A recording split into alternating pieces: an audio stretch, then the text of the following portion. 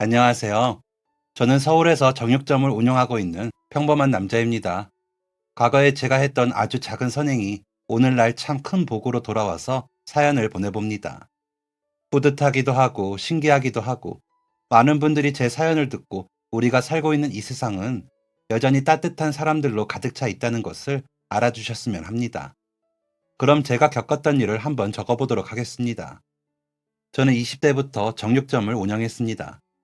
아니다. 따지고 보면 훨씬 전부터 저는 정육점에서 일을 했습니다. 실은 저희 아버지가 정육점을 하셨거든요. 동네에 한두 개 있는 그런 작은 정육점을 운영하셨습니다. 제가 초등학생 때부터 정육점을 하셨는데 아버지가 손님들한테 서비스도 많이 주시고 항상 정직하게 장사를 하신 덕분에 동네에서 자리를 잘 잡고 단골분들도 많았습니다.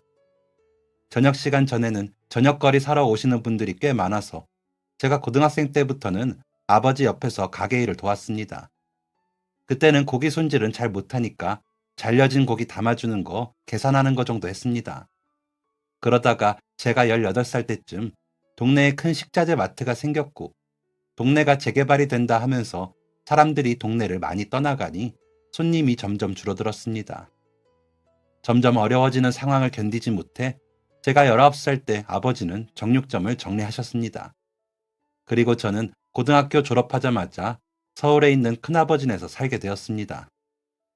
특별한 이유가 있었던 건 아니었는데 아버지보다 2살 많은 큰아버지가 서울에서 사업을 하고 계셨거든요. 그래서 밑에서 일 배워봐라 하고 집에 들어오라고 하셨던 건데 한 3달 다녔나? 저랑 너무 안 맞더라고요. 그래서 큰아버지 밑에서 일하는 건 그만두고 무슨 일을 해야 하나 고민하다가 마트 안에 있는 정육 코너에서 일을 하게 되었습니다. 아버지 어깨 너머로 배운 게 있으니 고기 손질은 금방 익힐 수 있었습니다. 또 일이 저랑 잘 맞더라고요. 그렇게 일하다가 군대에서도 취사병으로 있고 제대했는데 아버지가 간암 말기라는 소식을 들었습니다. 제가 어머니가 안 계셔요. 저 14살 되던 해에 돌아가셨거든요. 가족이라곤 아버지랑 저랑 단 둘뿐인데 아버지마저 떠난다니 그때 진짜 전부 다 인생까지도 포기하고 싶었고 아무것도 하기 싫었습니다. 친구들보다 아버지랑 사이가 많이 좋았고 추억도 많았거든요. 그렇기에 아버지를 떠나보낼 자신이 더욱 없었던 것 같습니다. 아버지는 경기도에 있던 전셋집을 빼시고 제가 있는 큰아버지네로 들어오셨습니다. 큰아버지도 혼자셔서 집이 텅텅 비어 있었거든요. 큰아버지가 아버지께 병원 오가려면 서울이 편하니까 서울에서 지내면서 남은 생 저랑 추억 많이 만들라고 배려해 주신 거였습니다. 아버지는 간암 선고를 받으시고 2달 뒤에 세상을 떠나셨습니다. 그리고 떠나시기 일주일 전에 저에게 통장 하나를 주셨습니다. 용서가, 이거 그동안 아버지가 모은 돈하고 집 빼고 돌려받은 전세금이다. 이걸로 너 하고 싶은 거 하면서 살아라. 좋은 사람들 만나고 좋은 일 하면서 그렇게 살아. 통장에는 상당히 큰 돈이 들어 있었습니다. 그때는 아버지의 마지막을 인정하는 게 되는 것 같아서 받기 싫다고 울고 난리를 쳤는데 결국 그 마지막이 오더라고요. 저는 아버지가 남겨주신 돈을 어떻게 써야 할까 고민을 했습니다. 그리고 고민 끝에 저는 정육점을 차리기로 마음먹었습니다. 아버지가 생전에 정육점 문을 닫게 되셨을 때 진짜 많이 아쉬워하셨거든요. 정육점 사정이 진짜 한순간에 안 좋아졌는데 적자가 나는데도 불구하고 아버지께서 끝까지 버티고 버티시다가 결국 문을 닫게 되신 거였습니다. 한창 적자 보던 그때 아버지가 그 어느 때보다도 힘들어 하셨고 한숨을 많이 쉬셨습니다. 사실 아버지가 이러는 데에도 사연이 있습니다. 아버지가 원래는 일반 회사에서 일하시는 회사원이셨는데 어머니 만나고 결혼하신 뒤에 어머니가 고기를 너무 좋아하셔서 정육 배우신 거거든요. 아버지에게는 정육이라는 게 어머니와의 추억, 그리움, 이런 게 아니었을까 추측을 해본 적이 있습니다.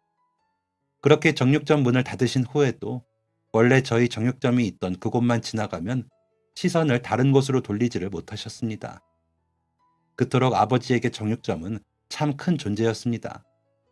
그래서 이제 제가 그 뒤를 이을 때가 아닌가 싶었고 아버지가 남겨주신 돈으로 정육점을 차리게 된 것이었습니다. 제가 본 아버지의 모습은 매일 고기를 손질하고 계신 모습이었습니다. 그래서 정육점 운영을 너무 만만하게 봤나 봅니다. 제가 시작해보니까 그냥 고기만 손질한다고 되는 게 아니더라고요. 좋은 고기 드릴 수 있도록 거래처도 찾아야 하고, 가게세랑 공과금도 내야 하고, 리모델링도 하고, 도구들도 사야 하고, 판매할 품목도 선정해야 하고, 양념육 팔려면 양념도 해야 하고, 홍보도 해야 하고, 등등 사장이 되면 해야 할 일이 정말 많았습니다. 아버지는 이 많은 일을 어떻게 혼자 해내셨을까? 신기하기도 하고 존경스럽기도 했습니다. 아버지 생각을 하면서 아버지가 주신 돈 헛되지 않도록 정말 열심히 운영을 했습니다. 초반에는 문만 열어놓는다고 손님이 알아서 오시는 게 아니니까 직접 전단지도 돌렸습니다. 사거리, 삼거리, 옆 동네, 아파트 단지 다 돌면서 전단지 돌리고 다녔습니다. 그런데 이런 제 노력을 손님들도 알아주셨나 봅니다. 오픈하고 2달쯤부터 손님들이 꽤 많아졌습니다. 여기 고기가 진짜 맛있어요. 어떻게 똑같은 삼겹살인데도 이 집은 이렇게 맛이 좋지? 젊은 사장님이 어쩜 그렇게 요리도 잘해요? 우리 애가 여기 갈비 맨날 먹고 싶다고 아주 난리예요. 또 서비스 주는 거예요? 이러니 내가 다른 곳을 갈 수가 있어야지. 아버지가 하셨던 것처럼 질 좋은 고기를 보다 저렴하게 판매하고 서비스도 아낌없이 드리고 양념 하나하나에 정성을 들였더니 손님들이 많이 찾아주시는 것도 어쩌면 당연했습니다. 나중에는 자주 찾아오시는 단골 손님까지 생기게 되었죠. 정말 다양한 손님들이 정육점을 찾아주셨습니다. 제가 운영하던 정육점이 사거리에 있었는데요. 정육점을 포함한 마트, 카페, 빵집 이런 상가들이 쭉 있고 상가 바로 뒤로는 아파트가 있었습니다. 지어진 지 얼마 안 된 아파트였습니다. 그래서 길도 엄청 깨끗했고 상가들도 새 건물이었죠. 그런데 4차선을 사이에 두고 건너편은 이쪽과 심하게 달랐습니다. 고물상이 하나 있고 운영하지 않는 듯한 악기 상점, 구두 수성 가게 등이 있었는데 다들 들어온 지 오래되어 보이는 가게들이었습니다. 그리고 그렇게 몇 개의 가게들 뒤로는 주택이 빼곡하게 있었는데 빼곡한 주택이 오르막길로 된 언덕에 가득했습니다. 저희 정육점은 바로 뒤 아파트에 사시는 분들도 오시고 건너편에 사시는 분들도 오셨습니다. 그렇다고 제가 그런 걸로 손님을 가린다는 게 아니라 신호등 하나 사이에 두고 같은 동네인데 이렇게 차이가 날 수 있나 신기할 따름이었습니다. 그렇게 단골이 된 다양한 손님들 중에서 특별하게 기억에 남는 손님이 계셨습니다. 그 손님은 건너편 주택가에 사시는 분이셨습니다. 일주일에 한 번, 많으면 2번을 오시던 분인데 항상 오후 4시쯤에 오셨습니다. 한 손에는 5살 남자아이의 손을 잡고 다른 한 손에는 어린이집 가방을 들고 오셨습니다. 수수한 차림에 남자인 제가 봐도 화장을 하나도 안 한 듯한 얼굴, 차림새도 매번 비슷한 차림이었습니다. 손님은 항상 신중하게 고기를 구매하셨습니다. 고기 냉장고 앞을 왔다 갔다 하시면서 고기와 가격표를 뚫어져라 쳐다보셨죠. 뭐 찾으시는 거 있으세요? 아니요. 딱히 찾는 건 없는데 소고기 중에 가장 저렴한 게 뭐죠? 누가 먹을 거예요? 아이요. 볶음밥 만들어 주려고요. 저렴하고 아이가 먹을 만한 건 우둔살이 괜찮을 것 같아요. 네, 그럼 그거 100g만 주세요. 네? 100g이요? 솔직히 처음엔 좀 놀랐습니다. 고기를 100g만 구매하신다는 손님은 처음이었거든요. 보통 근 단위로 사시거나 아무리 적어도 300g은 구매를 하시는데 100g만 달라니 당황스러웠습니다. 제가 당황을 하니까 아이 엄마가 조심스럽게 묻더라고요. 안 되나요? 저는 얼른 정신을 차리고 당연히 된다고 말씀드렸습니다. 볶음밥에 넣기 좋게 잘게 다져주기도 했습니다. 그게 아이 엄마와 아이와의 첫 만남이었습니다. 그 다음 주에 다시 찾아온 아이의 엄마는 이번에는 돼지고기를 사갔습니다. 이번에도 아주 신중했습니다. 삼겹살을 한참 동안 뚫어져라 보다가 결국 사간 것은 목살이었습니다. 이번에는 200g을 사갔습니다. 찌개에 넣을 거니 반은 한입 크기로 잘라주고 반은 구워 먹는다고 했습니다. 그 다음 3번째 만남 때는 아이와 인사도 나누었습니다. 5살이라는 남자아이는 눈이 땡그랗고 엄청 귀여웠습니다. 완벽하지 않은 서툰 발음이 너무 사랑스러운 아이였습니다. 제가 그때 정육점 오픈한 지 1년이 조금 넘었을 때였으니까 아내가 첫째 아이 임신 중이었거든요. 아들이었죠. 그래서인지 그 꼬마 아이가 더 눈이 가고 더 귀여워 보였습니다. 세 번째에도 마찬가지로 신중하게 고른 고기를 아주 소량만 사갔습니다. 그 이후로도 계속 그렇게 저희 정육점을 찾아주셨습니다. 제가 갈비 양념을 잡는 데에 진짜 오랜 시간 공을 들였거든요. 그만큼 인기도 엄청 많았습니다. 그런데 그 집 5살 아이의 입맛도 잡아버렸나 봅니다. 한동안은 아이 엄마가 일주일 단위로 갈비를 사가기도 했습니다. 하지만 매번 소량이었죠. 괜히 마음이 쓰이더라고요. 그 적은 양의 고기로 엄마와 아이가 나눠 먹는 건지. 그렇다면 분명 엄마는 얼마 못 먹고 아이가 먹을 텐데. 그래도 아이 엄마는 괜찮은 건지. 매주 그 모자를 보는 입장에서 마음이 좋지 않았습니다. 하지만 한편으로는 아이의 엄마가 대단하게 여겨졌습니다. 어떻게든 아이를 잘 먹이려 매번 신중하게 고기를 고르는 모습에서 아이 엄마가 아이에게 얼마나 정성을 쏟는지 알 수 있었거든요. 그게 아니더라도 아이를 바라보는 엄마의 눈이 반짝반짝 빛나는 것만 봐도 아이를 얼마나 사랑하는지 충분히 알 수 있었습니다. 그러던 어느 날이었습니다. 그날은 주말이었어요. 주말에는 조금 더 많은 손님들이 찾아주시거든요. 아침 일찍부터 나가서 준비를 해야 했습니다. 열심히 고기 손질하고 냉장고에 진열도 했습니다. 절단기계 켜놓고 집중해서 고기 자르고 있는데 어디서 어린애 목소리가 들렸습니다. 날이 좋아서 문을 활짝 열어놓아서 처음에는 밖에서 들리는 줄 알았습니다. 그런데 그 소리가 계속 들리더라고요. 그것도 제법 가까이서 들리는 듯 했죠. 저는 기계를 끄고 다시 소리에 귀를 기울였습니다. 아저씨! 아휴, 깜짝이야. 너 언제 왔니? 큰 소리에 깜짝 놀란 저는 냉장고 앞쪽을 내려다봤습니다. 그러니까 거기엔 매주 엄마의 손을 잡고 오는 5살짜리 꼬마아이가 서 있었습니다. 건너편 주택가에 사는 제가 마음이 많이 쓰인다는 바로 그 아이였죠.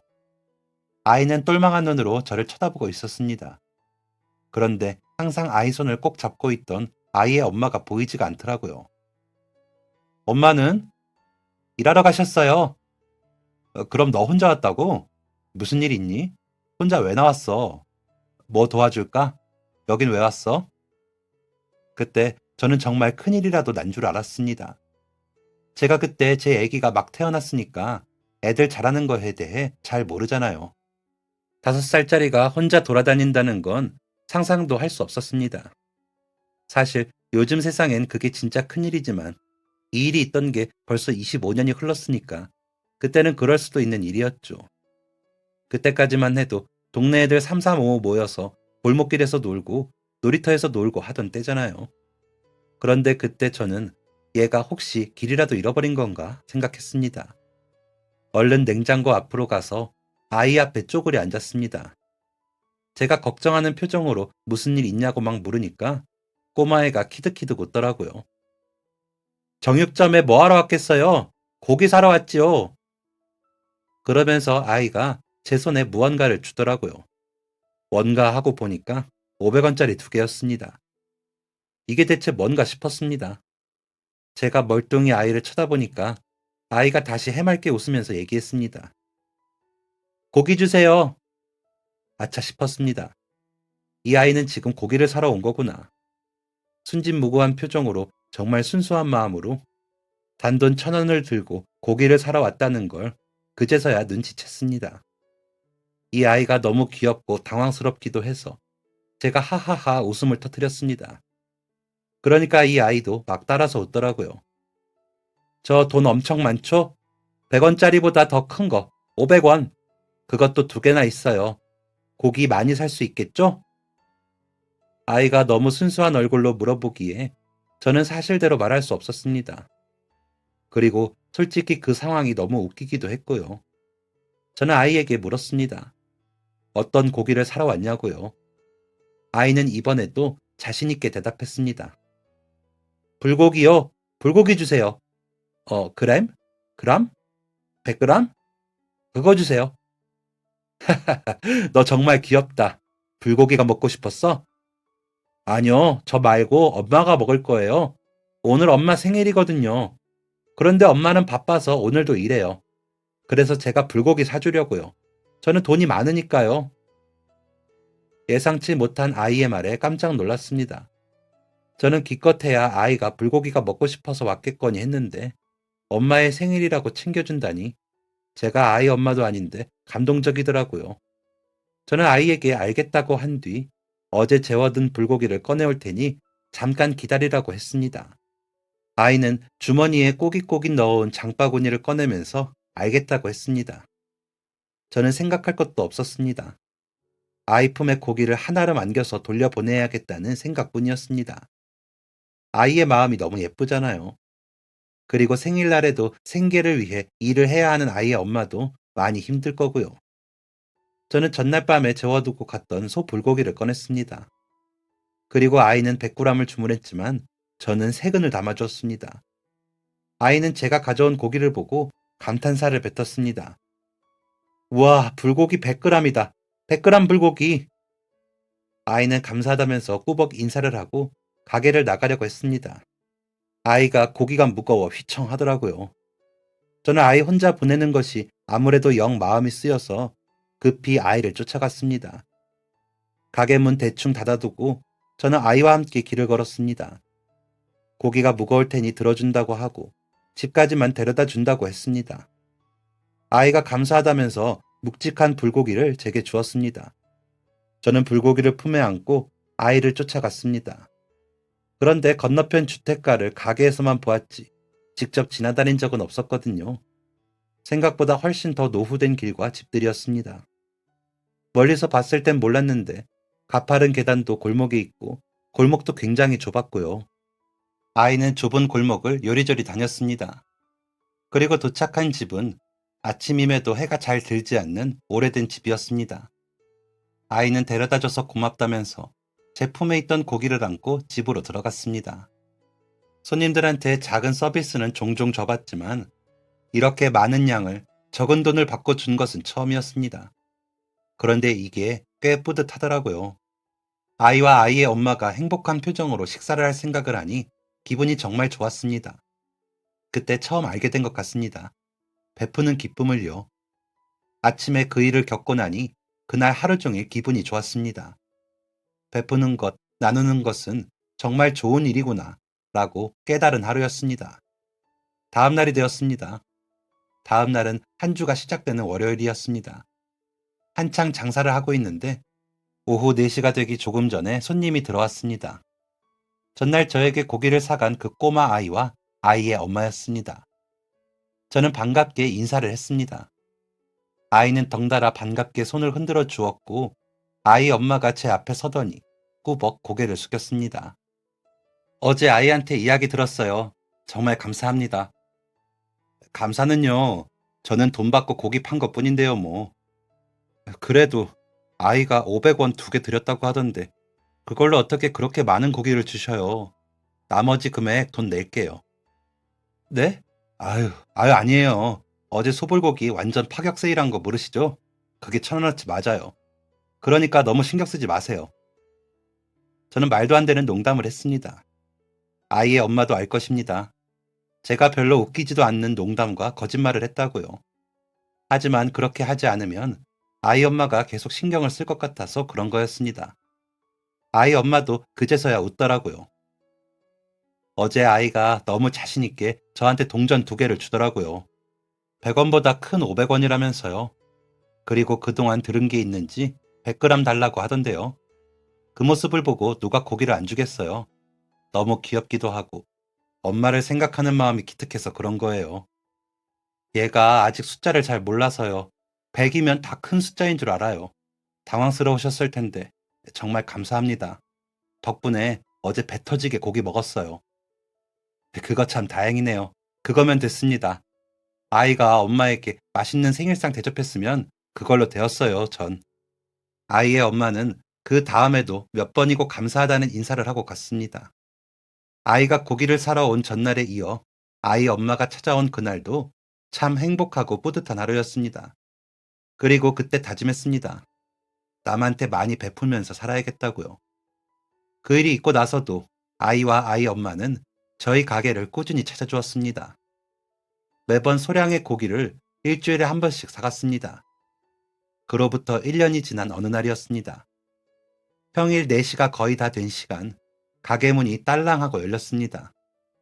양념을 재우다가 인사를 하면서 돌아봤는데 그 꼬마 아이와 아이의 엄마가 서 있었습니다. 그런데 문에서 들어와서 고기가 있는 냉장고까지 들어오지 않고 문 앞에만 서 있더라고요. 뭐지? 하고 보고 있는데 아이가 뒷짐을 진 채로 제 앞으로 쪼르르 왔습니다. 약간 부끄러워 보이기도 했죠. 제 앞에 선 아이는 뒷짐을 풀고 등 뒤에 숨겨두었던 상자를 제게 내밀었습니다. 이게 뭐니? 아저씨, 생신 축하드립니다. 뭐? 아저씨 생일은 어떻게 알았어? 사실 그날이 제 생일이었거든요. 제가 깜짝 놀라서 묻자 아이가 가게 한쪽에 놓여진 달력을 가리켰습니다. 제 아내가 제 생일을 표시해둔 것을 아이가 본 모양이더라고요.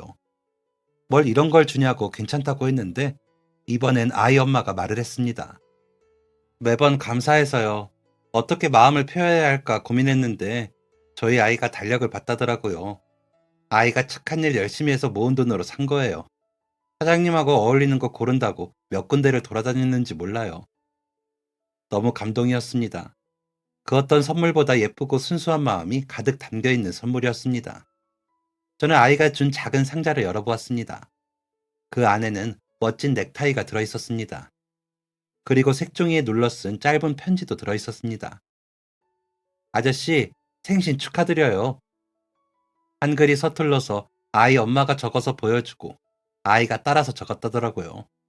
따라 쓴다고 따라 썼지만 삐뚤빼뚤 크기도 제각각인 편지가 그저 귀엽기만 했습니다.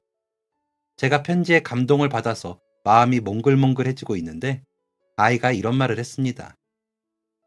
아저씨, 저희 이사 가요. 뭐? 왜? 어디로? 멀리 가? 아이가 시무룩한 표정을 지었습니다. 아이의 엄마가 아이의 머리를 쓰다듬으면서 사정을 얘기해 주더라고요. 사장님도 아시죠? 저희 동네 재개발 들어가는 거요. 실은 지금 저랑 우리 아이랑 둘이 지내고 있어요. 여러모로 힘든 점도 있고 위층 사시는 집주인분도 이사 간다고 하시더라고요. 그래서 친정 있는 곳으로 가려고요. 많이 멀어서 아마 오늘 오는 게 마지막일 것 같아요. 그동안 정말 감사했습니다. 아이 엄마는 마지막까지 정중하게 인사를 하시고 떠났습니다. 저도 뭔가 보답하고 싶었는데 제대로 된 인사도 못하고 그렇게 인상 깊었던 모자는 떠났습니다. 아이가 제게 1,000원을 내밀며 불고기를 사갔던 날 베푸는 즐거움, 나누는 재미를 알게 된 저는 머릿속으로 계속 언젠가는 봉사를 나가봐야겠다고 생각했습니다. 그리고 모자가 떠난 후 저는 그 생각을 이제는 실천할 때가 되었다고 느꼈습니다. 그런데 주변에 봉사하는 사람이 하나도 없었거든요.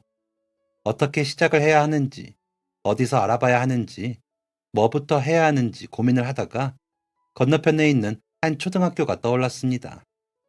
그 초등학교에 대한 이야기는 동네 사람들에게 익히 들어서 잘 알고 있었습니다. 재개발이 예정된 동네라 그런지 사람이 많이 살지 않고 또 애들이 많이 없다고 하더라고요. 그래서 그 학교로 배정받는 아이들이 적다고 했습니다. 또 배정받더라도 보통 이사를 가면서 전학을 가는 것 같더라고요. 학교에 애들이 없으니 방과 후 수업 같은 것도 개설되지 않고 아이들도 힘들어 한다고 그 학교에 자녀를 보내는 손님 몇 분이 푸념을 늘어놓으시던 걸 들은 적이 있었습니다. 저는 고민을 하다가 그 학교에 고기를 좀 지원해주면 어떨까 했습니다. 그 초등학교에 다니는 아이들이 대부분 가정 환경이 어렵다고 하더라고요. 잘 먹고 쑥쑥 자라야 할 나이에 힘든 생활 때문에 잘 먹지는 못할까 걱정이 되었습니다. 이렇게 아이들을 먼저 떠올리게 해주는 데에는 이제는 이 동네를 떠난 그 모자의 영향이 컸죠. 그래서 저는 그 초등학교에 국거리용 소고기와 돼지갈비를 가져다 주었습니다. 교장 선생님께서 정말 선한 분이시더라고요. 학교를 위해서 많이 애쓰시던 분이셨습니다. 제가 가져다 드린 게 귀한 것도 아닌데 정말 감사하다면서 마음을 표했습니다. 그러면서 저를 기꺼이 급식실에 데려다 주셨고 조리사분들과 영양사님께 인사도 시켜주셨습니다. 인력이 부족해서 영양사님께서 같이 요리를 하신다고 하더라고요. 조리사분들도 몇 안 계셨었습니다. 교장 선생님께서도 화단의 잡초 뽑기, 체육창고 정리, 교내 청소 등을 손수하시던 분이었고요. 이 학교에 고기를 지원해 주기를 정말 잘했다고 생각했습니다. 그리고 좀 더 본격적으로 봉사를 해야겠다고 마음 먹었죠. 가까이에 있는 분들부터 챙겨야겠다고 생각했습니다. 그래서 저는 동네에 있던 노인정으로 향했습니다. 솜씨가 뛰어나진 않지만 그래도 따뜻한 밥 한 끼 어르신들께 해드리면 어떨까 생각했거든요. 아내가 도와준다고 해서 돌 좀 지난 제 아들까지 데리고 노인정으로 향했습니다. 저희 아들 그날 아주 배불렀을 겁니다. 어르신들이 어찌나 사랑을 많이 주시는지 가만히 서 있기만 해도 박수를 쳐주시고 막 걸음마 시작할 때였는데 한 걸음 내디디면 환호성이 터져 나왔습니다. 덕분에 기분 좋게 요리를 했습니다. 어르신들 드시기 좋게 뜨뜻한 소고기 묵국 끓이고 돼지 불백을 만들었습니다. 아내가 잘하는 반찬 중에 하나인 무생채까지 곁들였죠. 조촐한 밥상이었지만 어르신들은 너무나도 좋아해 주셨습니다. 남이 해준 밥 먹어본 지가 언제냐면서 2그릇, 3그릇 밥을 드신 분도 계셨습니다. 자식보다 며느리보다 낫다는 귀한 칭찬도 아끼지 않고 해주셨습니다. 정리까지 다 저희가 도맡아서 하려고 했는데 어르신들께서 귀한 밥 먹었으니 돕겠다며 저희를 도와주셨고 노인정에 있던 과일들을 손질해서 내주셨습니다. 그리고 그로부터 일주일 동안 저희 정육점은 어르신분들의 발길이 끊이질 않았습니다. 고맙다면서 바나나 한 송이를 사다 주신 분이 계셨고 어디서 받았는데 드시지 못한다며 통조림 햄 선물 세트를 주신 분도 계셨고 지나가다 들렸다며 주스를 사다 주신 분도 계셨고 어르신네 자녀분이 오셔서 고기를 왕창 사가기도 하셨습니다. 그런 것들을 바라고 한 행동이 전혀 아니었는데 마음이 정말 좋더라고요. 그리고 이 상황에 뿌듯함을 느낀 것은 저뿐만이 아니었습니다. 제 아내도 굉장히 뿌듯해했더랬죠. 그래서 동네 노인정에는 한 달에 한 번, 못해도 2달에 한 번은 가서 식사를 대접했습니다. 몇 번 하고 나니까 나물을 가져오셔서 같이 무쳐서 밥상에 올려주시거나 직접 만드신 물김치를 가져오시는 분도 계셨습니다. 여러 따뜻한 마음들이 모여서 더욱 푸짐해진 밥상을 보면서 덩달아 제 마음도 풍요로워지는 것 같았습니다. 저희 부부는 조금 더 저희의 손길이 필요한 곳이 없을까 찾아보았습니다. 그러다가 고아원을 가게 되었습니다. 어떤 날은 삼겹살, 어떤 날은 갈비, 어떤 날은 불고기를 만들어서 해먹였습니다. 그리고 저희가 가지 않는 날에도 아이들이 고기를 먹을 수 있도록 고기도 조금 더 싸가서 고아원 냉동실에 넣어두었죠. 아이들이 식사를 모두 마치면 설거지도 하고 아이들과 놀기도 하고 청소도 도우면서 봉사를 했습니다. 주말마다 제가 정육점을 비울 수는 없어서 격주로 주말에 찾아갔습니다. 평일에 가면 고아원 아이들도 학교도 가고 공부도 해야 해서 바쁘더라고요. 좋은 고기 한 명이라도 더 먹이려고 주말에 찾아갔습니다. 고아원 말고도 다른 곳들도 나갔습니다. 양로시설도 가고 한부모 센터도 가고 청소년들이 있는 곳도 가고 무료 급식소에도 가보았습니다. 아내와 함께 많은 곳을 다니며 봉사를 하면서 느꼈습니다. 우리는 정말 다행인 삶이라는 것을요. 세상에는 정말 아픈 사람도 많고 안타까운 사람도 많고 억울한 사람도 많고 힘든 사람이 많다는 걸 알게 되었습니다. 젊었을 때는 조금만 힘들어도 세상에서 제가 제일 불행한 것 같고 제일 힘든 삶을 살고 있는 것 같잖아요. 그런데 진짜 힘든 상황에 있는 사람들을 보니까 제가 겪은 것은 아무것도 아니라는 것을 알게 되더라고요. 그리고 덩달아서 부끄러운 마음도 들었습니다. 힘들다고 포기하려고 했던 것, 툴툴대고 부정적인 생각을 했던 것을 반성하게 되었습니다. 세상에 진짜 힘든 사람들이 많지만 그들이 모두 부정적으로 사는 게 아니더라고요. 오히려 대부분의 사람들이 긍정적인 마음을 가지고 있었습니다. 언젠가는 상황이 나아질 거라고 믿고 그렇게 되기 위해서 긍정적인 마음으로 계속 노력하는 사람들이 대부분이었습니다. 분명 저는 제가 가진 것을 기부하려고 봉사를 다녔던 건데 오히려 제가 더 많은 것을 배우고 깨닫게 되더라고요. 돈으로도 살 수 없는 값진 경험이라고 생각하면서 그렇게 봉사를 25년을 다녔습니다. 길다면 긴, 짧다면 짧은 시간 동안 삶에 더 감사하고 사람에게 더 정이 생기는 시간들이 가득했습니다. 그리고 25년 동안 저의 정육점도 그 자리를 우두커니 지키고 있었죠. 길 건너의 주택가는 어느새 아파트가 들어서고 많은 사람들과 아이들이 이사를 왔습니다. 제가 꾸준히 고기를 주었던 초등학교도 이제는 여느 초등학교처럼 아이들이 많아지고 일하시는 분들이 많은 학교가 되었고요. 25년 동안 주변의 상가들도 대부분 바뀌었고 길 건너에도 상가가 빼곡하게 들어섰습니다. 저는 건물 주인분을 잘 만나서 가게를 잃지 않고 자리를 지킬 수 있었죠. 또 손님들이 꾸준하게 계속 찾아주셨던 것이 가장 큰 이유였고요. 그러던 어느 날이었습니다. 제가 평소에는 차 운전을 잘 하지를 않습니다. 집이랑 정육점이 근처라서 걸어서 왔다 갔다 하거든요. 하지만 봉사를 나갈 때에는 운전을 해야 했습니다. 필요한 고기나 도구 같은 것들을 옮겨야 하기 때문이죠. 그리고 고아원 같은 곳은 외진 곳에 있는 경우가 많기도 했고 장거리를 움직여야 했기에 봉사 갈 때는 꼭 운전을 해서 갔습니다. 그런데 제가 차에 대한 욕심이 전혀 없어요. 처음에 차를 산 이유도 저희 아내 때문이었습니다. 아내가 막 임신을 했을 때 저희 동네에 산부인과가 없었습니다. 그래서 조금 멀리 떨어진 곳에 다니게 되었는데 계속 걱정이 되더라고요. 아이는 예고 없이 나온다고 하던데 만약에 새벽에 진통이 오면 어떡하나 싶었습니다. 그때는 콜택시 같은 것도 잘 안 되어 있을 때였기도 했고 구급차가 좁은 우리 집 골목을 잘 들어올 수 있을까 걱정이 되기도 했죠. 그래서 급하게 면허를 따고 작은 경차를 한 대 구입했습니다. 그리고 그 경차로 25년을 끌고 다녔죠. 어차피 차야 굴러가기만 하면 되는 거 아닌가 하는 사람이라 바꿔야겠다는 생각도 욕심도 없이 봉사 다닐 때만 열심히 탔습니다. 물론 정기 검진도 빼먹지 않았습니다. 그런데 제가 주말이 되어서 고아원에 봉사를 가기로 했던 날이었습니다. 집 앞에 세워둔 차를 끌고 가게 옆에 세워두었습니다. 필요한 것들 챙겨서 차에다 싣고 출발하려고 하는데 시동이 안 걸리더라고요. 아내랑 저랑 엄청 당황을 했습니다.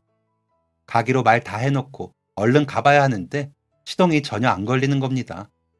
저희는 얼른 카센터에 연락을 했습니다. 주말이라 그런지 2시간 만에 카센터에서 연락이 왔습니다. 아유, 사장님, 이거 차 바꾸시죠. 너무 오래됐어요. 장고장 없었어요? 이만하면 버티는 게 신기할 정도인데. 생각해보니 그동안 문제가 없었던 게 아니었습니다. 창문이 갑자기 안 올라가는 경우도 있었고, 배터리가 방전된 적도 있었고요. 제가 자동차에 대해 잘 몰라서 뭔지 정확하게는 모르겠지만, 어떤 부품이 노후가 되어서 교체를 한 적도 있었습니다. 카센터에서 나온 사람은 지금 당장 고칠 수 없고, 오래된 차라 부품이 들어오는 데에 시간이 좀 걸릴 거고, 수리 비용도 많이 나올 거라고 했습니다. 일단 알겠다고 하고, 그날은 어쩔 수 없이 봉사에 가지 못하고 정육점 문을 열기로 했습니다. 평소에 격주로 토요일에 문을 안 열었었는데 웬일로 가게 문이 열려 있으니 손님들이 신기했나 봅니다. 뭐라? 김씨, 오늘 봉사 가시는 날 아니야? 그게 차가 고장나서요. 에휴, 그래. 내가 볼 때마다 불안불안했어. 김씨 차가 너무 오래됐어. 그러다 진짜 큰일 나. 이참에 차 바꾸지 그래? 처음엔 옆옆 부동산 사장님의 관심으로 시작을 했는데 어느새 주변 상인들에게 소문이 쫙 퍼졌습니다. 그리고 몇 손님이 오고 간 후에는 단골 손님들 사이에도 소문이 쫙 났고요. 주말 내내 몇 분이나 차를 그만 바꾸라고 하셨는지 모릅니다. 진짜 고민이 되더라고요. 오래된 차를 타고 다니다가 진짜 사고라도 나면 큰일이니까요. 또 고치는 데에 비용도 꽤 든다고 하니 진짜 이참에 차를 바꿀까 하는 생각도 들었습니다. 하지만 또 한편으로는 봉사 나갈 때만 차를 타는데 새 차가 필요할까 싶기도 했고요. 그렇다고 중고차를 사자니 그것도 영 불안했습니다. 고민은 일주일 동안 계속되었습니다. 출근할 때마다 가게 옆에 세워져 있는 차를 보면서 심란해서 한숨만 푹푹 쉬었죠. 그런데 가게에서 일을 하고 있던 때였습니다. 한 남자가 가게로 들어왔습니다. 처음 보는 남자였습니다. 남자는 대뜸 이렇게 물어봤습니다. 1234 차주분 맞죠? 네, 맞는데 누구시죠? 카센터에서 나왔나? 차를 빼달라는 건가? 생각하고 있는데 남자가 하는 말은 진짜 뜬금없었습니다. 차 폐차하세요. 너무 오래 타셨어요. 네? 누구신데 그런 말 하시는 거죠? 제가 아직 차를 새로 사드리지는 못하고요. 제 차 드릴게요. 사장님 타세요. 네? 저 실례지만 누구신가요? 초면인 것 같은데 누구신데 차를 주신다고 하시는 거죠? 초면요? 사장님, 진짜 섭섭하네요. 초면이라는 말에 남자가 씩 웃으면서 섭섭하다고 하더라고요. 내가 무슨 실수를 했나? 나랑 아는 사람인가 싶어서 계속 생각을 해보는데 진짜 아무리 생각해도 떠오르질 않았습니다. 그런데 갑자기 남자가 주머니를 뒤적거렸습니다. 그러더니 제게 뭔가를 내밀더라고요. 뭔가 하고 보니까 500원짜리 두 개였습니다. 그러면서 남자는 이렇게 말했습니다. 불고기 100g 주세요. 진짜 깜짝 놀랐습니다. 멀끔하게 생긴 그 남자는 25년 전에 500원짜리 두 개를 가져와서 불고기를 사갔던 바로 그 꼬마아이였던 겁니다. 제가 화들짝 놀라니까 남자가 깔깔깔하고 웃었습니다. 웃는 모습은 어릴 때랑 똑같더라고요. 그 모습을 보니 25년 전 생각이 생생하게 떠올랐습니다. 아니, 네가 여길 어떻게 왔니? 그건 제가 여쭙고 싶네요. 어떻게 여기 그대로 계세요? 하기사, 그 남자 입장에서도 놀라울 겁니다. 동네의 작은 정육점이 25년이나 자리를 지킨다는 것이 쉬운 일이 아니니까요. 저는 그 남자가 주변에 지나가다가 아니면 뭐 볼 일이 있어서 왔다가 추억의 장소를 잠깐 들려본 건 줄 알았습니다. 그런데 그 남자는 뜻밖의 이야기를 했습니다. 사장님, 저 여기 길 건너에 가게 오픈해요. 가게? 무슨 가게? 저 다른 동네에서 3년 동안 카페 운영했거든요. 고등학교 때부터 카페에서 아르바이트 하면서 제 가게 차리는 게 꿈이었어요.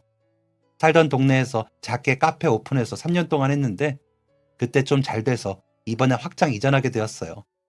어디가 좋을까 고민하면서 몇 군데 돌아다녔는데 마침 이 건너에 좋은 매물이 있더라고요. 지난주에 와서 보고 오늘 계약하고 오는 길이에요. 너무 신기했습니다. 그리고 기뻤습니다. 그때 마음이 많이 쓰이고 걱정이 많이 되었는데 이제는 번듯하게 자기 가게 하나 갖고 있는 어른으로 자랐다니 마음이 너무 좋더라고요. 그런데 이상했습니다. 이 애가 제 차가 고장난 것은 대체 어떻게 알았나 궁금했습니다. 알고 보니 부동산 사장님이 말해주었다고 하더라고요. 그러면서 다시 이야기를 꺼냈습니다. 사장님, 저 아까 말씀드린 거 그냥 한 말 아니에요. 마음 같아서는 차를 한 대 뽑아드리고 싶지만 아직은 제가 그 정도는 아니라 제가 재작년에 산 차가 한 대 있는데 그거 빌려드릴게요. 마음껏 타고 다니세요. 어차피 저는 이 근처에 집 얻을 거라 차가 필요 없거든요. 아이, 그래도 그건 아니지. 제가 여러 번 거절을 했는데 아주 막무가내더라고요. 마음대로 가게 앞에다가 차를 세워두고 키도 가게에 놓고 가버렸습니다. 곤란한 상황이라 이걸 어쩌나 했는데 그 주 평일에 양로원 봉사가 있었거든요. 염치 불구하고 차 좀 빌리겠다고 연락을 남겼습니다. 아니, 그러니까 자기도 따라간다고 하지 뭔가요? 그럴 거 없다고 힘들 텐데 괜찮다고 했는데도 본인도 봉사의 뜻이 있다고 하는 겁니다. 괜히 저한테 차 빌려주고 제가 미안해하니까 따라 나선 게 아닐까 했는데 진짜로 봉사를 하고 싶어서 따라 나선 것 같았습니다. 어르신들에게 스스럼 없이 잘 다가가고 손도 야무져서 이것저것 많이 돕더라고요. 어르신들께서 어디서 이런 야무진 청년 데려왔냐고 해서 덕분에 어깨도 으쓱 올라갔습니다.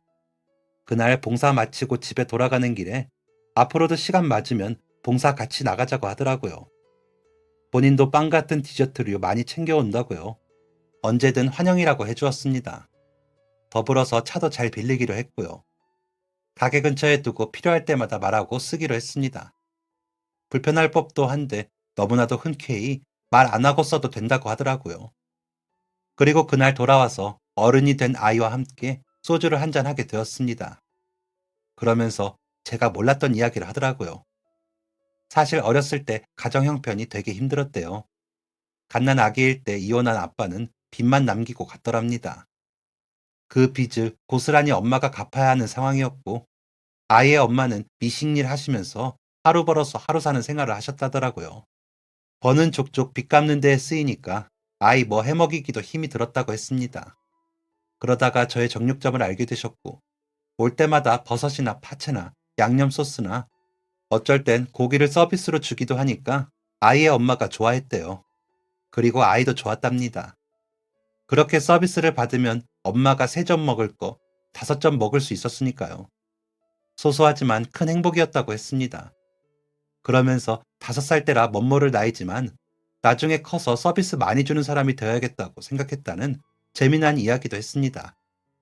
그리고 아이가 500원 2개를 들고 와서 불고기를 사간 날 아이의 엄마가 눈물을 흘리면서 밥을 먹었다고 했습니다. 아마 복잡한 마음이었겠죠. 누군가가 생일을 챙겨준 것도 오랜만이었을 거고 아이에게 고맙고 미안한 마음이 들었을 거라는 걸 잘 알고 있습니다. 그래서 이 아이는 언젠가는 꼭 크게 보답을 하고 싶다고 생각을 했고 마침 제 차가 고장이 났고 이렇게나마 마음을 표현하는 거라고 진솔한 얘기를 나누었습니다. 이 남자가 5살이었을 때 아이들에 대해 잘 모르는 저였지만 저는 확신했습니다. 분명 올곧게 잘 자랄 것이라고요. 예상한 그대로였습니다. 됨됨이도 바르고 성품도 바르게 너무 잘 자랐더라고요. 그리고 아이가 또 하나의 제안을 했습니다. 카페에서 샌드위치를 파는데 그 안에 들어갈 고기를 저희 가게에서 사고 싶다고요. 얼마든지 좋다고 할인해 줄 테니 언제든 오라고 했습니다. 저에게는 참 작은 별거 아닌 행동이었는데 이런 행동이 누군가에게는 크게 와닿고 큰 변화를 줄 수 있다는 것을 이번 기회에 다시 한번 알 수 있었습니다. 그리고 그 변화들로 인해 제 인생이 변했고요. 그리고 작은 바람이 생겼습니다. 앞으로도 이렇게 이 아이처럼 저를 찾아와 주는 사람이 많았으면 좋겠다고 생각했습니다. 제가 다녔던 고아원, 양로원, 미혼모 센터, 급식소 등에서 만났던 사람들이 어느 날 불쑥 찾아와서 사장님, 저 성공했어요 하면 좋겠다는 생각이 듭니다. 분명 그런 날이 올 거라고 저는 믿습니다. 그러기 위해서 저는 더 열심히 봉사를 다니고 저의 정육점도 잘 지키려고 합니다. 지금까지 사연 들어주셔서 감사합니다. 사연이 재밌으셨다면 구독과 좋아요를 눌러주세요. 감사합니다. 안녕히 계세요.